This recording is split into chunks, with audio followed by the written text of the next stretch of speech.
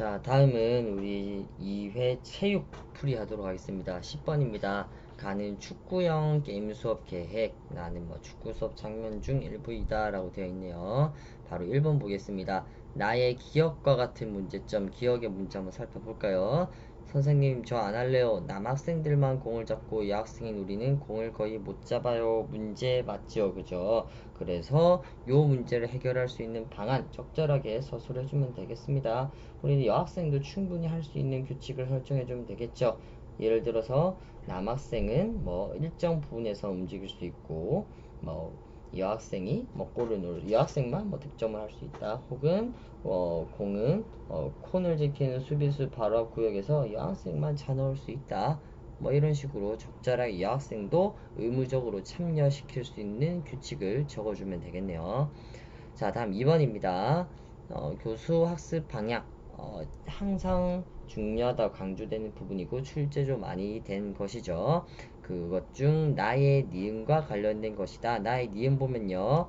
여학생도 즐겁게 참여할 수 있도록 규칙을 변형해야겠군. 수업 평가 후엔 적용한 수업 방법의 개선점을 찾아봐야겠어 라고 되어 있습니다. 자, 그렇다면 우리 찾을 수가 있겠네요. 자, 일단 우리가 교수 학습의 방향 한 번만 더 정리를 하고 넘어가도록 하겠습니다. 교수 학습의 방향, 체육과에서는 우리 체육과의 역량 함양을 지향하는 교수 학습이 있고요. 그 다음에 학습자의 특성을 고려한 수준별 수업이 있습니다. 자, 그 다음에 자기주도적 교수 학습 환경 조성, 이게 있고요. 그 다음에 전인적 발달을 위한 통합적 교수 학습이 있고요. 그 다음에 맞춤형 교수 학습 방법의 선정과 활용이 되겠습니다. 그 다음에 정가 외 체육활동과 연계한 교수학습이 되겠던데요. 헷갈릴 수 있지만 이 밑에 설명을 보겠습니다. 학습의 효과를 높일 수 있는 가장 적합한 수업 모형과 스타일, 교수학습 전략, 수업 기법을 선정하고 이를 실천할 수 있는 시설 및 교육 기자재 등을 마련한다. 그래 이래해서 창의적으로 변형하고 범위 안에 다양한 방법, 다양한 교수학습 방법을 적용해 본다라고 되어 있습니다. 이 부분을 통해서는 우리가 무엇이라고 볼 수 있겠냐?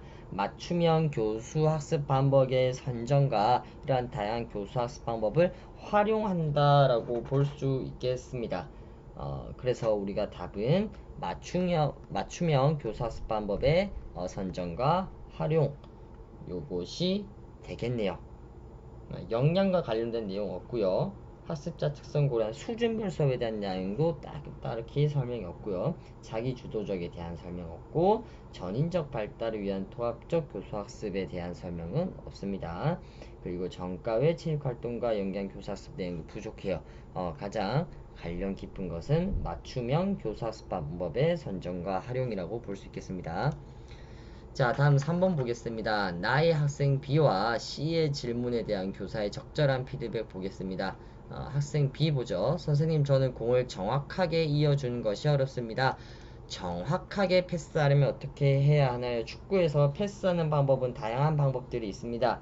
인사이드 킥, 인스텝 킥, 아웃프런트 킥 등이 있는데 정확하게 패스하기 위해서는 발의 안쪽 면을 이용하여 공을 차는 인사이드 킥, 인사이드 패스를 해야겠죠. 그래서 학생 B와 같은 경우에는 우리가 공을 발 안쪽을 이용해서 차도록 해. 혹은 보내고자 하는 곳을 정확하게 살펴본 후에 차도록 해 라고 할 수 있겠고요. 학생 C 보겠습니다.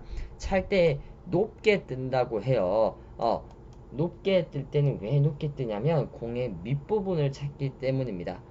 공의 밑부분을 찾기 때문에 공이 뜨는 건데, 그러면 피드백을 가운데를 차도록 하여라. 공의 밑부분을 차지 않도록 하여라. 혹은 디딤발의 위치에 따라서 공을 찰 때 임팩트가 정확하게 되지 않는 경우가 있으므로 디딤발을 공의 바로 옆에 혹은 디딤발의 뒤쪽에 있으면 아무래도 발이 짧아지기 때문에 공의 밑부분을 찰 확률이 높습니다. 그래서 공에 조금 앞쪽에 두고 패스를 해보아라. 딱 발목을 고정해서 공의 가운데를 차도록 해보아라. 이렇게 피드백을 해주면 되겠습니다. 이와 관련해서 축구 공을 차는 방법, 슈팅, 패스 이런 내용에 대해서 정리를 해두는 것도 좋겠습니다. 다음 4번 보겠습니다. 나의 학생 D에게 교사가 해줄 수 있는 말. 그리고 내용 체계 요소를 포함해서 써라고 하네요. 나의 D 학생 보겠습니다. 우리 팀원들 너무 못합니다. 나한테만 패스하라고 너희들은 못하니까 골은 내가 다 넣는다. 너희들은 못한다. 근데 뭐 나한테 왜 뭐라는지 모르겠다. 지고 정말 짜증난다. 못된 학생이죠. 혼자서 하는 학생입니다. 우리 체육과 교육과정 내용 체계 경쟁과 관련된 4학년의 인성 요소는 무엇이냐? 바로 협동심 되겠습니다. 우리 인성 요소와 관련된 내용 체계도 종종 출제가 되죠. 우리 그래서 협동심과 관련된 내용을 넣어서 교사의 대답을 적어주면 되겠죠. 우리 혼자서만 하지 말고 우리 협동해서 한번 게임을 해보자. 우리 다 같이 친구와 협동해서 팀원과 협력해서 한번 게임을 해볼까? 친구들 격려해주고 협동해볼까? 요런 말이 들어가면 되겠습니다. 다음 5번 보겠습니다. 다음은 축구형 게임과 관련된 유스포츠 종목에 대한 설명이다. 이 종목의 명칭을 써라. 요것은 실내 축구의 한 형태이다. 우리 태클이나 몸싸움을 할 수 없기 때문에 축구보다 부상 위험이 적고 축구보다 작은 경기장을 사용하기 때문에 세밀하게 움직여야 하고 패스가 중요하다. 전 세계적으로 인정받는 스포츠이고 정교한 패스와 빠른 상황 판단을 위하여 축구 선수들한테도 이 경기를 하는 경우가 많다라고 합니다. 자, 그래서 축구와 직접적인 비교가 되어 있는데요. 선수가 5명이고요. 공이 나갈 경우에는 손으로 던지는 게 아니라 발로 차는 킥이 되겠고요. 경기장 크기가 작고요. 공의 크기도 작습니다. 오프사이드라는 규칙도 없어요. 우리가 흔히 요새 TV 매체 등에서도 자주 접하게 되는데 요 종목 같은 경우는 무엇이냐면 바로 풋살이라는 종목입니다. 사실 뉴스포츠라기보다는 또 어떻게 보면 최근에 많이 접할 수 있는 운동이기 때문에 상식적인 측면이 강하다고 볼 수 있겠습니다. 풋살 기억해 두시면 좋겠고요. 자, 다음 우리 11번으로 넘어가겠습니다. 속도 도전에 대한 문제가 나왔네요. 1번부터 살펴보겠습니다. 가의 단거리 달리기와 관련하여 스타트 방법에 대해 설명하고 있네요. 우리 스타팅 방법 같은 경우는 우리 일어서서 출발하는 스탠딩 스타트와 그 다음에 우리 스타팅 블록을 활용한 크라우칭 스타트 두 가지로 나뉩니다. 그래 답은 바로 여기 나와 있네요. 우리 크라우칭 스타트 방법이 A에 되겠는데요. 이 크라우칭 스타트 방법 같은 경우에는 요거까지는 우리가 좀 지엽적인 내용을 볼 수 있겠지만 그래도 기억해 두는 것도 좋겠습니다. 번치 스타트, 미디엄 스타트, 엘롱게이티 스타트. 우리가 스타팅 블록을 활용할 때 요 스타팅 블록 발의 요 간격을 좁게 하냐 중간 정도 하냐 길게 하냐에 따라서 나뉘는 것입니다. 여튼 A에 해당하는 스타팅 방법은 우리가 크라우칭 스타트, 크라우칭 좀 웅크렸다 라는 의미죠. 엎드려서 출발하는 크라우칭 스타트 방법이라고 적어주면 되겠습니다. 다음 2번 보겠습니다. 나에서 잘못 설명된 것 골라라고 하네요. 나 보겠습니다. 단거리 달리기에서 출발 도움대 스타팅 블록을 발로 차는 힘이 클수록 작용 반작용이죠. 힘도 커지므로 세게 차면서 나갈 수 있도록 한다. 정확한 설명입니다. 3번부터 보겠습니다. 이어 달리기에서 곡선 주로에서는 빠르게 달릴수록 주로 밖으로 나가려는 힘이 커진다. 따라서 몸을 곡선 주로 안쪽으로 기울이고 발걸음을 좁게 해야 곡선을 잘 달릴 수 있다. 맞습니다. 그렇죠. 원심력이 커지기 때문이죠.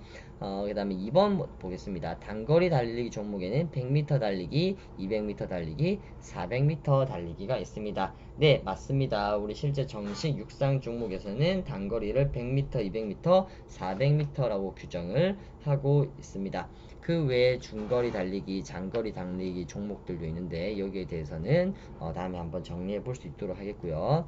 4번 보겠습니다. 오래 달리기를 할 때는 허리를 펴고 코로만 뭔가 의심이 되죠. 호흡하는 것이 기록 향상에 유리하다. 호흡이란 건 숨을 들이쉬고 내쉬는 과정이죠. 우리가 보통 육상에서는 들이쉴 때는 우리가 코로 들이쉬고 내쉴 때는 입으로 내쉬는 걸 우리가 얘기를 하는데 답은 일단 잘못된 건 4번이라 되겠죠.